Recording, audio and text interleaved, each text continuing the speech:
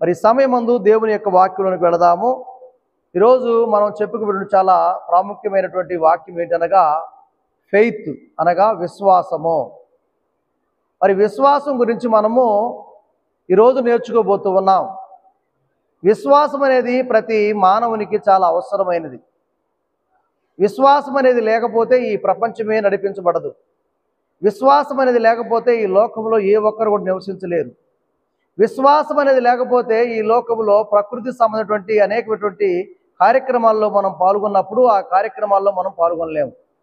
అంటే ప్రతి ఒక్కరు కూడా ఈ విశ్వాసం అనేది చాలా ప్రాముఖ్యమైన విషయమని మనందరం కూడా చాలా జాగ్రత్తగా గమనించాలి. ప్రియమైనటువంటి వారలారా, ఇక్కడ మనం చూసినట్లయితే హెబ్రీయులకు రాసిన పత్రిక 11వ అధ్యాయాన్ని ఈ విశ్వాసమునకు చాలా ప్రాముఖ్యంగా ఈ అధ్యాయం రాయబడి ఉన్నది. ఈ 11వ అధ్యాయంలో 1వ వచనం నుండి 40 వచనాలు ఉంటాయి. వాటి మనం చాలా జాగ్రత్తగా ఈ రోజును పరిశీలన చేసినట్లయితే మనం అనేకమైన సంగతులు మనము నేర్చుకోగలుగుతాం. ప్రియమైనటువంటి వారలారా, పరిశుద్ధ గ్రంథంలో మనం చూసినట్లయితే 11వ అధ్యాయము హెబ్రీయులకు రాసిన పత్రిక 11వ అధ్యాయము 1వ వచనం నుండి కొన్ని మాటలను మనము చక్కగా చదువుకుంటూ చక్కని పాఠాన్ని మనము ఈరోజు నేర్చుకుందాం. ప్రియమైనటువంటి వారలారా, మొదటి వచనంలో మనం చూసినట్లయితే విశ్వాసమనున్నది నిరీక్షింపబడు వాటి యొక్క నిజస్వరూపమును అదృశ్యమైనవి యున్నవనుటకు రుజువునై ఉన్నది. చూడండి, విశ్వాసం అనేది ఏంటంటే ఇది ఒక విషయమే మనము నిరీక్షించాలి. మనందరి యొక్క విశ్వాసం ఏంటంటే నిరీక్షణ. విశ్వాసం ఉంటే నిరీక్షిస్తాం. నిరీక్షిస్తే ఆ నిరీక్షణ వల్ల గొప్ప ఫలాలు మనం పొందుకుంటాం. ఇప్పుడు మనందరం కూడా గమనించాలి, వ్యవసాయం చేస్తూ ఉన్నాం. మరి వ్యవసాయం చేసేవారు ఏం చేస్తారంటే వారు విశ్వాసంతో విత్తనాలు విత్తుతారు. ఏ విశ్వాసంతో వారు విత్తనాలు విత్తుతారు? మేము విత్తిన విత్తనాలు చక్కగా మంచిగా అవి పెరుగుతాయి, అవి పండుతాయి, సమృద్ధికరమైన పంట మాకు వస్తుందని వారు విశ్వాసంతో ఆ విత్తనాలు విత్తి ఆ పంట వచ్చేంత వరకు కూడా వాళ్ళు ఏం చేస్తారు? నిరీక్షిస్తారు. అవునా కాదా? ఏం చేస్తారండి? నిరీక్షిస్తారా లేదా? అలానే విశ్వాసం అన్నది నిరీక్షింపబడి వాటి యొక్క నిజస్వరూపమును అదృశ్యమైనవి ఉన్నవనుటకు రుజువునై ఉన్నది. కొన్ని సందర్భాల్లో కొన్ని కంటికి కనిపించవు, కానీ వాటిని మనం నమ్ముతాము. అవి ఉన్నమాట మాత్రం వాస్తవని మనము గమనించగలం. మరి ఈ లోకంలో చాలామంది కూడా క్రైస్తవ పిల్లలందరూ కూడా విశ్వసిస్తున్నారు. ఏమని? యేసుక్రీస్తు ప్రభువారు ఉన్నాడని, ఆయన తన తండ్రి వద్ద ఉన్నాడని, ఆయన మరలా తిరిగి వస్తాడని, మా అందరం తీసుకెళ్ళి నిత్యరాజ్యంలో చేరుస్తాడని మరి ఆయన మనం చూడకపోయినప్పుడు కూడా మనం విశ్వసిస్తున్నాం. అంటే దేవుడు ఉన్నాడనేది అది మన కంటికి దృశ్యానికి కనిపించకపోయినప్పుడు కూడా దేవుడు ఉన్నాడనేది సత్యము. ప్రియమైనటువంటి వారలారా, ఆ సత్యాన్ని నమ్మి ఈ లోకంలో ప్రపంచంలో ఉన్నటువంటి ప్రతి బిడ్డ కూడా విశ్వసిస్తున్నారు, నమ్ముతూ ఉన్నారు. దేవుడు శక్తిమంతుడని, కృప కలిగిన వాడని, ఆయన తప్పకుండా భూమి మీదకు తిరిగి వస్తాడని, వచ్చి మనందరిని కూడా తీసుకుని వెళ్తాడని మనందరం కూడా నిరీక్షిస్తున్నాం. అలానే దాన్ని బట్టి పెద్దలు సాక్ష్యము పొందిరి. ప్రపంచములు దేవుని వాక్యముల నిర్మాణమైనవనియు అందును బట్టి దృశ్యమైనది కనబడేడు పదార్థములచే నిర్మింపబడలేదనియు విశ్వాసము చేత గ్రహించుకొనుచున్నాము. మరి ఈ ప్రపంచము, ఈ ప్రకృతి సమస్తం కూడా ఇవి దేవుని వల్ల మాత్రమే కలిగాయి. అది మనం నమ్ముతున్నాం. మన పెద్దలు కూడా, మన పితరులు కూడా సాక్ష్యం చెప్పారు. వారు కూడా సాక్ష్యం పొంది ఉన్నారు. వారు చెప్పినటువంటి, పెద్దలు చెప్పినటువంటి విషయాలు ఏంటంటే దేవుడు ఉన్నాడని, ఈ ప్రకృతిని సర్వ సృష్టిని దేవుడే చేశాడని వారు కూడా నమ్మారు. వారు కూడా మనకు బోధించారు. అదే విషయాలు మనం కూడా చక్కగా నమ్మాలి, విశ్వసించాలి. దేవునిలో మనందరం కూడా ముందుకి కొనసాగబడే వారంగా ఉండాలని దేవుని యొక్క వాక్యం సెలవిస్తుంది. ప్రియమైనటువంటి వారలారా, విశ్వాసమును బట్టి హేబేలు కయ్యూను కంటే శ్రేష్టమైన బలి దేవునికి అర్పించెను. మరి విశ్వాసాన్ని బట్టే కదా హేబేలు కయ్యూను కంటే శ్రేష్టమైన బలి అర్పించాడు. మరి హేబేలు దేవుని దృష్టిలో ఉన్నతమైన వాడుగా చేయబడ్డాడు. కయ్యూను కంటే కూడా హేబేలు శ్రేష్టమైన వాడుగా చెప్పబడ్డాడు. మరి హేబేలు తాను చేసినటువంటి పనిలో, తాను చేస్తున్నటువంటి దానిలో దేవునికి శ్రేష్టమైనది ఇచ్చాడు. శ్రేష్టమైనది ఇచ్చి కయ్యూను కంటే కూడా హేబేలు ఘనత పొందాడు దేవుని దృష్టిలో. ఎందుకంటే హేబేలు దేవుని విశ్వసించాడు కాబట్టి, దేవుడు ఉన్నాడని నమ్మాడు కాబట్టి, దేవుడు తప్పకుండా సహాయం చేస్తాడని ఆయన నమ్ముకున్నాడు కాబట్టి ఆయన తాను కష్టార్జితంలోంచి దేవునికి శ్రేష్టమైనది ఇచ్చాడు. అలానే దేవుడు అతని అర్పణలను గురించి సాక్ష్యం ఇచ్చినప్పుడు అతడు ఆ విశ్వాసమును బట్టి నీతిమంతుడిని సాక్ష్యము పొందెను. మరి నీతిమంతుడిని దేవుడే హేబేలు విషయంలో దేవుడు చెప్పాడు హేబేలు నీతిమంతుడని. మరి హేబేలు నీతిమంతుడని దేవుని ద్వారా ఎందుకు అనిపించుకొని ఉన్నాడంటే, హేబేలు దేవునికి ఇవ్వాల్సినటువంటి దాంట్లో విశ్వసించి దేవుడు ఉన్నాడని నమ్మి, విశ్వాసం అనగా నమ్మకం. ఈ రోజుల్లో చాలామంది కూడా ప్రియమైనటువంటి వాళ్ళారా, భర్త పట్ల భార్యకు విశ్వాసం ఉండాలి, అలానే భార్య పట్ల భర్తకు విశ్వాసం ఉండాలి, అంటే నమ్మకం ఉండాలి. ఇద్దరికి నమ్మకం ఉంటేనే వారు నిరీక్షించినది ఆ ఫలాలను వారు పొందుకోగలుగుతారు. అలానే హేబేలు కూడా దేవుని పట్ల గొప్ప విశ్వాసం కలిగి ఉన్నాడు కాబట్టి ఈ యొక్క హేబేలు దేవుని దృష్టిలో నీతిమంతుడు అనిపించుకున్నాడు. ప్రియమైనటువంటి దేవుని బిడ్డలారా, మనం కూడా దేవుని దృష్టిలో ఉన్నతమైనది, శ్రేష్టమైనది మనం కూడా పొందుకోవాలంటే దేవుని యందు చక్కని విశ్వాసం ఉంచాలి, దేవుని యందు నమ్మకం ఉంచాలి, దేవుని యందు విశ్వాసం కలిగి ఉండాలి. ఉంటే మనం కూడా దేవుని దృష్టిలో నీతిమంతులని పిలిపించుకుంటాం ఒకనొక దినమున. ప్రియమైనటువంటి వాళ్ళారా, అతడు మృతి పొందియు ఆ విశ్వాసము ద్వారా మాట్లాడుచున్నాడు. మరి యొక్క హేబేలును కయ్యూను చంపినప్పటికి కూడా, ఆయన మరణించినప్పటికి కూడా ఆయన యొక్క రక్తము దేవునితో మాట్లాడుచూ ఉన్నాడు. అంటే దేవుని పట్ల హేబేలుకి ఎంతటి విశ్వాసం ఉన్నదో చూడండి. మరణించినప్పటికి కూడా, చనిపోయినప్పటికి కూడా ఆయన ఏం చేశాడట, అతడు మృతి నొందియు ఆ విశ్వాసము ద్వారా మాట్లాడుచున్నాడు. ఆ విశ్వాసం ద్వారా ఆయన దేవునితో మాట్లాడుచున్నాడు. ప్రియమైనటువంటి వాళ్ళారా, అంటే ఎంత చక్కని విశ్వాసము హేబేలు జీవితంలో ఉన్నదో చూడండి. మీ అందరి జీవితాల్లో కూడా హేబేలు కలిగినటువంటి విశ్వాసం ఉండే విధంగా మనం కూడా జీవించాలి. క్రైస్తవులోని పిలబట్టడం గొప్ప విషయం కాదు, కానీ విశ్వాసం కలిగి జీవించడం గొప్ప విషయం. దేవుని ఎడల నమ్మకత్వం కలిగి జీవించడం గొప్ప విషయం. పరిశుద్ధాత్మను వరాన్ని పొందుకొని దేవుని దృష్టిలో బలముగా ముందుకు కొనసాగటము, నిరీక్షించడం గొప్ప విషయం ప్రియమైనటువంటి వాళ్ళారా. కాబట్టి హేబేలులాగా మనము కూడా విశ్వాసము కలిగి, నమ్మకం కలిగి దేవుని కొరకు ఎదురు చూసే వారంగా, ఉండే వారంగా ఉండాలని దేవుని యొక్క వాక్యం సెలవిస్తూ ఉంది. విశ్వాసమును బట్టి హానోకు మరణము చూడకుండానట్లు కొనిపోబడును. ఇంకొక ఆయన ఉన్నాడు. హేబేలును చూస్తే హేబేలు చనిపోయినప్పటికి కూడా తన విశ్వాసాన్ని బట్టి దేవునితో చక్కగా మాట్లాడాడు. అలానే మరియు ఆయన ఉన్నాడు, ఇంకొక విశ్వాసం ఉన్నాడు. ఆయన ఎవరంటే హానోకు. ఈయన ఏం చేశాడంటే మరణము చూడకుండానే ఈయన దేవుని దగ్గరకు ఎక్కి వెళ్ళినట్లు మనం చూస్తూ ఉన్నాము. విశ్వాసం చూడండి, ఇక్కడ ఏమన్నాడంటే విశ్వాసమును బట్టి హానోకు, 5వ వచనంలో చూస్తున్నాం మనము. విశ్వాసమును బట్టి హానోకు మరణము చూడకుండానట్లు కొనిపోబడెను. ఈయన మరణము చూడకుండానే కొనిపోబడ్డాడు. ఈ భూమి మీద పుట్టిన ప్రతి ఒక్కరికి కూడా మరణం ఉన్నది, కానీ హానోకు మాత్రం మరణించకుండానే ఆయన పరమునకు ఎక్కిపోయినట్లు మనం పరిశుద్ధ గ్రంథంలో మనం చూడగలుగుతున్నాం. ప్రియమైనటువంటి వాళ్ళారా, చూడండి ఎంత చక్కని మాట ఇక్కడ రాయబడి చూడండి. విశ్వాసమును బట్టి హానోకు మరణము చూడకుండానట్లు కొనిపోబడెను. అతడు కొనిపోబడక మునుపు దేవునికి ఇష్టడై ఉండెనని సాక్ష్యము పొందెను. ఈయన కొనిపోబడక మునిపే ఆయన గొప్ప సాక్ష్యం పొందాడు. హానోకు ఏం సాక్ష్యం పొందాడంటే, హానోకు అంట దేవునికి చాలా ఇష్టమైన వాడట. చూడండి, మనం కూడా దేవునికి ఇష్టమైన పిల్లలుగా మనం కూడా పేరు పొందాలి. మనం చెప్తూ ఉంటాం కదా అనేకమైన సార్లు, అబ్బా ఆ కుమారుడు అంటే దేవుడు చాలా ఇష్టం, వాళ్ళంటే దేవుడు చాలా ఇష్టం, అందుకే దేవుడు వారిని దీవిస్తూ ఉన్నాడు, అందుకే దేవుడు వారిని ఆశీర్వదిస్తూ ఉన్నాడు, అందుకే దేవుడు వారికి సమృద్ధికరమైన ఆశీర్వాదాలు ఇస్తున్నాడని మనం చెప్పుకుంటుంటాం కదా. అలానే హానోకు కూడా కొనిపోబడక మునిపే, ఇప్పుడండి కొనిపోబడక మునిపే దేవునికి ఇష్టడుగా ఉన్నాడట. దేవునికి ఇష్టడుగా ఉన్నటువంటి అర్థం ఏంటి? దేవుణ్ణి అంతగా నమ్మాడు, దేవుని అంత భయభక్తులు కలిగి ఉన్నాడు, దేవుడు అంటే అంత విశ్వాసం కలిగి ఉన్నాడు.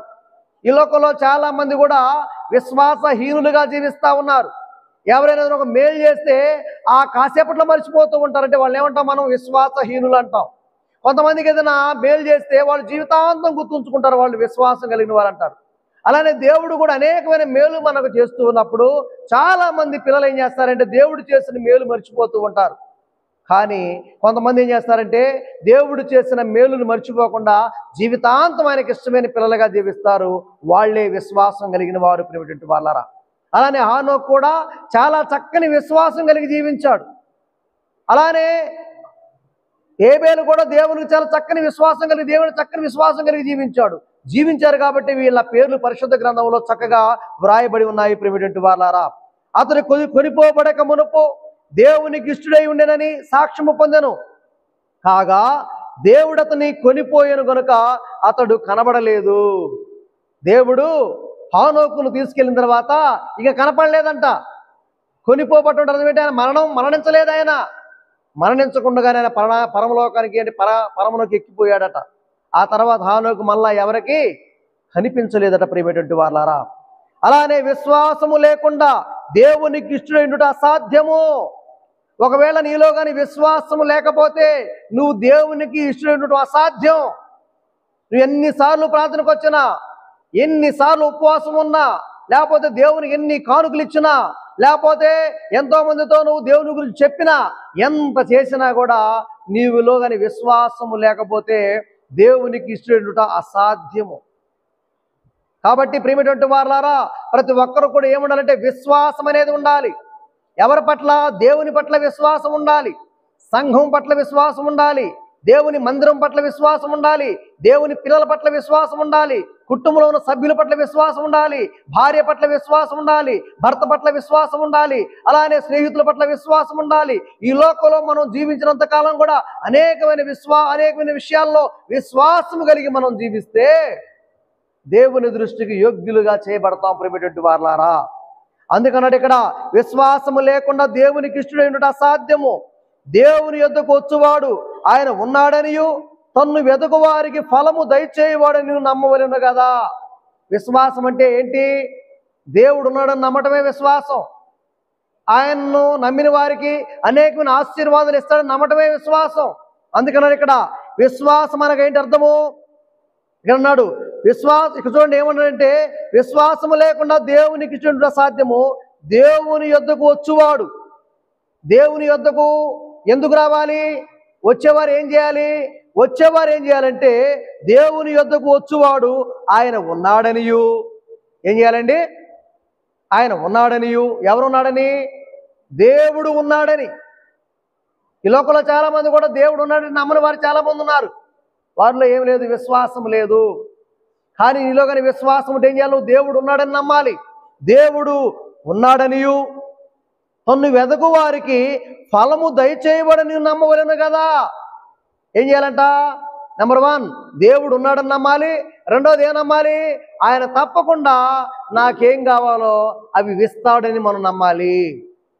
మరి ఈ లోకంలో అనేకమైనవి మనకు దొరుకుతున్నాయంటే అది మన శక్తి వల్ల దొరకట్లేదు. ఈ లోకంలో అనేకమైన మనం పొందుకున్నామంటే మన తెలివితేట వల్ల దొరకట్లేదు, మన బలం వల్ల దొరకట్లేదు. ఈ లోకంలో ప్రతిదీ కూడా మనకు లభిస్తుందంటే అది కేవలం దేవుని వల్ల మాత్రమే ప్రియమైనటువంటి వారలారా. చాలా మంది అంటూ ఉంటారు, చాలా మంది భర్తలు భార్యతో అంటుంటారు, ఏమంటారంటే, అమ్మా నిన్ను ఎంతగా పోషిస్తున్నాను, నిన్ను ఎంతగా బతికిస్తున్నాను తెలుసా, నేను కష్టపడిని పోషిస్తున్నాను, నేను కష్టపడిని బ్రతికిస్తున్నాను అంటారు. కానీ నిజంగా ఆమెను పోషిస్తుంది ఎవరంటే దేవుడు మాత్రమే. ఒక విషయాన్ని గమనించాలి, ఆమె యొక్క భర్త చనిపోయిన తర్వాత కూడా ఆ స్త్రీ మరి బ్రతుకుతూనే ఉంటుంది, నివసిస్తూనే ఉంటుంది, ఆమెకి ఏం కావాలో అన్నీ కూడా దొరుకుతూనే ఉంటాయి. కారణం ఏంటి? దేవుడు భర్త లేకపోయినా కూడా, ఆయన చనిపోయినప్పుడు కూడా భార్య పోషించబడుతుంటే కారణం ఎవరో? దేవుడే. ఈ లోకంలో చాలా మంది అనుకుంటారు, నేనే పోషిస్తున్నాను, నేనే బ్రతికిస్తున్నాను, నేనే అన్ని చేస్తున్నాను అనుకుంటున్నాం. కానీ మనలో ఏమి లేదండి, మనం చేసేది ఏమి లేదు, నిమిత్త మాత్రమే. మన వెనకుండి నడిపిస్తుంది దేవుడే, మన వెనకుండి కావాల్సినవన్నీ ఇస్తుంది దేవుడే, మన వెనకుండి చేయాల్సిన మేళ్ళన్నీ చేస్తుంది దేవుడే ప్రియమైనటువంటి వారలారా. అందుకన్నాడు ఇక్కడ, దేవుడు ఉన్నాడనియు ఆయనను వెదుకు వారికి ఫలము దయచేయవాడనియు నమ్మాలి మనం. అదే విశ్వాసం అంటే. నాకు దేవుడు చక్కని గృహాన్ని ఇస్తాడని నమ్మితే దేవుడిని గృహాన్ని ఇస్తాడు. నా దేవుడు తప్పకుండా నాకు పిల్లల్ని ఇస్తాడని నమ్మితే పిల్లల్ని ఇస్తాడు. నా దేవుడు నా బిడ్డలకు ఉద్యోగం ఇస్తాడని నమ్మితే దేవుడు ఉద్యోగం ఇస్తాడు. నా దేవుడు నాకు తోడుగా ఉన్నాడు, అనేకమైన విషయాల్లో ఆశీర్వదిస్తాడని నమ్మితే నీకు ఆశీర్వాదాలు వస్తాయి. నమ్ముట నీ వంతైతే సమస్తము సాధ్యమని దేవుడు సెలవిస్తా ఉన్నాడు. నువ్వు నమ్మకపోతే ఏది కూడా పొందుకోలేవు. ఇప్పుడు ప్రియమైనటువంటి వాళ్ళారా, ఎవరైనా ఒకరిని మిమ్మల్ని పనికి పిలుస్తున్నప్పుడు వారిని మీరు ఏం చేయాలి? నమ్మాలి. ఏమని నమ్మాలి? ఈయన నన్ను పనికి పిలుస్తున్నాడు కదా, ఈయన తప్పకుండా నాకు కూలి ఇస్తాడని నమ్మి పనికి వెళ్తే నువ్వు కూలి పొందుకుంటావు. ఆ పిలిచిన మీద నీకు నమ్మకం లేదనుకోండి, నువ్వు ఆయన పనికి వెళ్ళవు, ఆయన నీకు కూలి ఇవ్వడు. ఇస్తాడండి? ఇస్తాడా? ఎవడు కదా. నువ్వు నమ్మిపోవాలి. అమ్మా నువ్వు నా పనికి వస్తే నీకు సాయంత్రం కూలిస్తానమ్మని చెప్తాడు. నువ్వు ఆయన తప్పకుండా ఇస్తాడని నమ్మి వెళతావు కాబట్టి ఆ పని చేస్తావు. ఆ పని అయిపోయిన తర్వాత నీకు సాయంకాలం ఆయన నీ కూలి డబ్బులు నీకు ఇస్తాడు. అంటే ఇక్కడ ఏం కావాలి? దేవుని యందు ఎలాగైతే మనుషుల మీద ఎలాగైతే నమ్మకం కలిగి విశ్వాసం కలిగి మనం పనిచేస్తున్నామో అలానే దేవుడు ఉన్నాడని నమ్మి ఆయన దగ్గరికి వెళితే ఆయన మనకేం కావాలో అనేకమైన ఫలాలను ఆశీర్వాదాలను దేవుడు మనకు ఇస్తాడట ప్రియమైనటువంటి వారలారా. అలానే విశ్వాసమును బట్టి నోవాహు అది వరకు చూడని సంగతులను గురించి దేవుని చేత హెచ్చరింపబడి భయభక్తులు గలవాడై తన ఇంటి వారి రక్షణ కొరకు ఒక ఓడను సిద్ధము చేశాను. ఇంకో మూడో వ్యక్తి ఉన్నాడు. ఈయన కూడా విశ్వాసం కలిగి ఉన్నాడు. మొట్టమొదటి వ్యక్తి ఎవరండి? ఏబేలు. రెండో వ్యక్తి ఎవరండి? హానోకు. మూడో వ్యక్తి ఎవరంట? నోవాహు. నోవాహుతో కూడా దేవుడు మాట్లాడాడు. నోవాహుతో దేవుడు మాట్లాడినప్పుడు నోవాహు కూడా దేవుని పట్ల విశ్వాసం కలిగి ఉన్నాడు. కాబట్టి నోవాహు కుటుంబం అంతా కూడా రక్షించబడింది. దేవుని నమ్ముకున్నాడు కాబట్టి, దేవుని నమ్మాడు, దేవుని చెప్పిన మాట విన్నాడు కాబట్టి, విశ్వసించాడు కాబట్టి ఆయన కూడా ఒక చక్కని ఓడను తయారు చేశాడు. ఆ చక్కని ఓడను తయారు చేయడం వల్ల తన కుటుంబం అంతా కూడా రక్షించబడింది. ప్రియమైనటువంటి వారలారా, అంటే విశ్వాస వీరులు అని చెప్పుకోవచ్చు ఈ విషయాల్లో. మరి నీవు కూడా విశ్వాస వీరుడుగా ఉన్నావా లేదా? నీవు కూడా విశ్వాస వీరురాలుగా ఉన్నారా లేదా? మీరు ఒకసారి ఆలోచన చేసుకోవాలి. ఇక్కడ నోవాహు విషయంలో మనం చూసినట్లయితే ఇక్కడ చూడండి, ఇక్కడ ఏం చెప్తున్నాడంటే విశ్వాసమును బట్టి నోవాహు అది వరకు చూడని సంగతులను గూర్చి దేవుని చేత హెచ్చరింపబడి. ఎన్నడూ చూడలేదు నోవాహు వర్షం ఎలా ఉంటుందో తెలియదు, చినుకులు ఎలా ఉంటాయో తెలియదు, వర్షం జల్లులు ఎలా ఉంటాయో తెలియదు. కానీ ఎన్నడూ చూడని సంగతులు దేవుడు ద్వారా విన్నాడు ఆయన. ఓ నోవాహు, జలప్రళయం రాబోతా ఉంది, భయంకరమైన వర్షం రాబోతా ఉంది. ఆ వర్షంలో ఈ భూమి అంతా కూడా తుడిచిపెట్టుకోబోతా ఉంది. ఆ వర్షంలో సమస్తం కూడా మునిగిపోతా ఉంది. కాబట్టి నేను చెప్పిన విధంగా చేస్తే నువ్వు రక్షించబడతావు. అదేవిధంగా అనేక మంది ప్రజలకు నువ్వు కూడా అదే విషయాన్ని తెలియపరచు. ఎవరైతే విశ్వసిస్తారో, ఎవరైతే నమ్ముతారో, ఎవరైతే ఓళ్ళ ఎక్కుతారో వాళ్ళు మాత్రం రక్షించబడతారు. ఎక్కని వారందరూ కూడా మరణిస్తారని దేవుడు ఎన్నడూ చూడని సంగతులను నోవాహు గారికి తెలియపరిచాడు. నోవాహు చక్కగా దేవుని మాట విన్నాడు. దేవుడు చెప్పిన పని చక్కగా చేశాడు. ఆయన ఓడను తయారు చేయమంటే ఏ కొలతలు ఇచ్చాడో, ఏ చెక్కతో చేయమన్నాడో ఆ చెక్కని ఉపయోగించాడు. ఆ కొలతల ప్రకారము, ఆ పొడవు ప్రకారము, ఆ ఎత్తుల ప్రకారము ఓడను తయారు చేశాడు. అనేకమైన ప్రజలకు తెలియపరిచాడు. కానీ అందరూ కూడా ఎవరు కూడా విశ్వసించలేదు. విశ్వసించింది ఎవరంటే నోవాహు కుటుంబం మాత్రం విశ్వసించారు. కాబట్టి ఆ కుటుంబం మాత్రమే రక్షించబడింది. ప్రియమైనటువంటి వారలారా, అందుకే చూస్తున్నాం ఇక్కడ మనము నోవాహు అది వరకు చూడని సంగతులను గురించి దేవుని చేత హెచ్చరింపబడి భయభక్తులు గలవాడై తన ఇంటి వారి రక్షణ కొరకు ఒక ఓడను సిద్ధము చేసెను. అందువలన అతడు లోకము మీద నేర స్థాపన చేసి విశ్వాసమును బట్టి కలుగు నీతికి వారసుడాయెను. ఈయన విశ్వాస విషయంలో వారసుడయ్యాడైనా, దేవుని వారసుడిగా చేయబడ్డాడు. నేర స్థాపన చేశాడు. ఎవరైతే దేవుని మాట వినలేదో వాళ్ళందరూ కూడా మరణించారు. దేవుని మాట విన్న వాళ్ళు మాత్రమే రక్షించబడ్డట్టు మనం చూస్తున్నాము. నోవాహు కుటుంబం కూడా రక్షించబడింది. దేన్ని బట్టి వాళ్ళు రక్షించబడ్డారంటే విశ్వాసాన్ని బట్టి రక్షించబడ్డారండి. దేన్ని బట్టి అండి? విశ్వాసాన్ని బట్టి మాత్రమే నోవాహు రక్షించబడ్డాడు. అలానే మనం చూసినట్లయితే ప్రియమైనటువంటి వారలారా, అబ్రహాము నాలుగో వ్యక్తి ఉన్నాడు. ఎవరండి ఆయన? అబ్రహాము గారు. ఇక్కడ అబ్రహాము గారి విషయం చూసినట్లయితే అబ్రహాము పిలువబడినప్పుడు విశ్వాసమును బట్టి ఆ పిలుపునకు లోబడి తాను స్వాస్థ్యముగా పొందనై ఉన్న ప్రదేశమునకు బయలు వెళ్ళెను. మరియు ఎక్కడికి వెళ్ళవలెనో అది ఎరుగగా బయలు వెళ్ళెను. మరి అబ్రహాం కూడా ఎంత గొప్ప విశ్వాసం కలిగి ఉన్నాడో చూడండి. మరి ఆయన కూడా దేవుడు పిలిచినప్పుడు అబ్రహామును కూడా పలానా ప్రదేశానికి వెళ్ళమన్నప్పుడు ఎక్కడికి వెళ్ళాలో తెలియదు. ఆయన ఎక్కడికి వెళ్ళమని చెప్పాడో తెలియదు. కానీ వెళ్ళమన్నాడు. వెళ్ళిన తర్వాత ఏం పొందాడన్నా? స్వాస్థ్యాన్ని పొందాడు. చక్కని ప్రదేశాన్ని, వాగ్దాన భూమిని పొందుకున్నాడు. ప్రియమైనటువంటి వారలారా, మరి అబ్రహాము ఎంత విశ్వాసం కలిగి ఉన్నాడు చూడండి. అదే మనం కానీ ఒక పాస్టర్ గారు, ఒక దైవ సేవకులు పిలిచి, బాబు నువ్వు పలాని చోటకు వెళ్ళమంటే 100 క్వశ్చన్లు వేస్తాం మనం. ఏం చేస్తారండి? 100 క్వశ్చన్లు వేస్తారు. అయ్యా నువ్వు చెప్పావు బాగానే ఉంది, ChatGPTవా? సరేనా, అక్కడికి వెళ్తాను, వెళ్ళిన తర్వాత నాకు పరిస్థితి ఏంది, మరి అక్కడ తిండి ఏందయ్యా, ఆడికి వెళ్ళిన తర్వాత నాకు గృహం ఏందయ్యా అని 100 క్వశ్చన్లు వేస్తారు. కానీ అబ్రహాము దేవుని విషయంలో అలా ప్రశ్నలు వేశాడా? వేయలేదు. అబ్రహాము వెళ్ళమని చెప్పాడు. ఎక్కడికి వెళ్ళాలో తెలియదు, ఏ ప్రదేశానికి వెళ్ళాలో తెలియదు, ఎలా వెళ్ళాలో తెలియదు, కానీ బయలుదేరి వెళ్ళాడు కాబట్టి దేవుడు దారి చూపించాడు. వెళ్ళమన్న ప్రదేశానికి వెళ్ళాడు. ఆయనకి ఇచ్చినటువంటి స్వాస్థ్యాన్ని ఆయన పొందుకున్నాడు ప్రియమైనటువంటి. అందుకన్నాడు అబ్రహాము పిలువబడినప్పుడు విశ్వాసమును బట్టి ఆ పిలుపునకు లోబడ్డాడు. దేవుడు పిలిచినప్పుడు మనం లోబడాలి. అందుకే మనం పెళ్ళినప్పుడు చెబుతూ ఉంటాం, ఓ భార్యలారా మీ పురుషులకు లోబడి ఉండడు అని చెప్తుంటాం మనం. కానీ పెళ్ళిన తర్వాత భార్యలు ఏం చేస్తారంటే పురుషులకు లోబడరు. ఏయ్ నీ మాట నేను ఇదేంది, నువ్వే నా మాట వినాలా, ఎందుకు నీ గొప్పైంది నేను గొప్ప నేను తక్కువైందని చెప్పేసి ఒకరికొకరు రెట్టించుకుంటూ ఉంటారు, గొడవలు పెట్టుకుని విడిపోతుంటారు ప్రియమైనటువంటి వాళ్ళారా. ఇక్కడ లోబట్టం అనేది నేర్చుకోవాలి. స్త్రీ పురుషుకు లోబడాలి, పురుషుడు దేవుడికి లోబడాలి. ఇక్కడ ఒకరికొకరు లోబట్టం అనేది నేర్చుకుంటేనే ప్రపంచము సాఫీగా సాగిపోతుంది. అంతేగాని ఇగోలు పెట్టుకుంటే కుటుంబాలు నాశనం అయిపోతాయి. చూడండి, ఇగోలు పెట్టుకునే కదా భార్య భర్తలు విడిపోతూ ఉంటారు. భార్య భర్తలు ఒకరికొకరు తెల్లారి లోపుకొని ప్లాన్లు చేసుకుంటారు. ఇవాళ నా మొగుడి మీద నేనే పెత్తనం చేయాలని చెప్పేసి భార్య ఆలోచన చేస్తుంది, భర్త ఆలోచన చేస్తాడు, నా భార్యని ఎలా తొక్కిపెట్టాలని ఆలోచన చేస్తుంటాడు. అంతేగాని ప్రేమ కలిగి బ్రతకాలని ఆలోచన చేయరు. కొన్ని సందర్భాల్లో భార్య మాట భర్త వినాలి, భర్త మాట భార్య వినాలి. కొన్ని సందర్భాల్లో ఇద్దరు కలిసి చర్చించుకోవాలి, ముచ్చరించుకోవాలి. అంటే విశ్వాసం కలిగి, ఒకరి పట్ల ఒకరు నమ్మకత్వం కలిగి జీవితంలో ముందు కొనసాగాలి. అలానే అబ్రహాము కూడా దేవుని విషయంలో విశ్వాసము కనుపరిచాడు కాబట్టి అబ్రహామును దేవుడు ఎక్కడికి వెళ్ళమన్నాడు అక్కడికి వెళ్ళాడు కాబట్టి అబ్రహాము విశ్వాసమునకు తండ్రి అని పిలువబడ్డాడు. గొప్పగా పేరు చేయబడింది ప్రియమైనటువంటి వారారా. అబ్రహాము పిలువబడినప్పుడు విశ్వాసమును బట్టి ఆ పిలుపుకు లోబడ్డాడు. లోబడి తాను స్వాస్థ్యముగా పొందనయున్న ప్రదేశమునకు బయలు వెళ్ళెను. ఆయన ఎక్కడైతే స్వాస్థ్యముగా ఒక ప్రదేశాన్ని దేవుడు ఇవ్వాలనుకున్నాడో అక్కడికి, ఆ ప్రదేశానికి ఆయన వెళ్ళిపోయాడు ప్రియమైనటువంటి వారలారా.